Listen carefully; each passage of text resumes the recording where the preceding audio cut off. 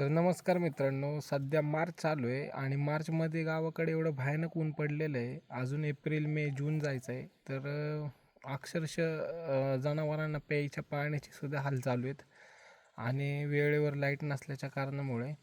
तर अशा प्रकारे अशा उन्हामध्ये आपल्याला काम करावं लागते. आत्ताच थोडंसं काम करून जे आता आपलं चाललं आहे, हरभरा काढायचं काम चाललं आहे.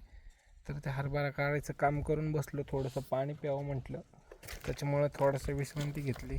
पण आता शेतकऱ्याचं शेवटी ऊन, वारा, पाऊस ह्या गोष्टी बघून नाही चालत. त्याच्यामुळं त्याला काम करणं हे भागच आहे. आणि अक्षरशः हाताची अख्खी वाट लागलेली आहे. वरतून एवढं मोठं ऊन, सगळ्या गोष्टी सहन कराव्या लागतात. तेव्हा तर माणसांना खायला भेटतं. आणि शेतकरी रानामध्ये कोणत्या अवस्थेत राबतो हे कोणाला शक्यतो तर दिसत नाही. काही लोक येतात 30 सेकंदाचे 40 सेकंदाचे व्हिडिओ काढतात, रील्स बनवतात. त्याने शेतकऱ्यांना अजून म्हणजे असं वाटतं की लॉयर शेतकरी आहे. पण मेन म्हणजे लॉयरच नाही, शेतकरी हा कष्टाळू पण आहे आणि कष्ट पण तेवढंच आहे त्याच्या मागं.